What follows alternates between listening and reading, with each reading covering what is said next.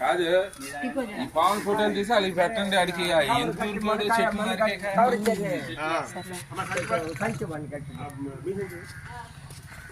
Beans సరిపోద్దా sir?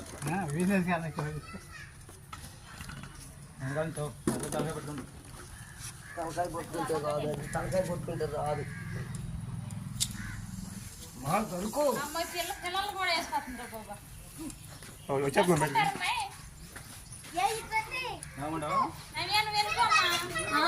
పాటలు ఎట్లుంటాయి ఇంకొంతాయి.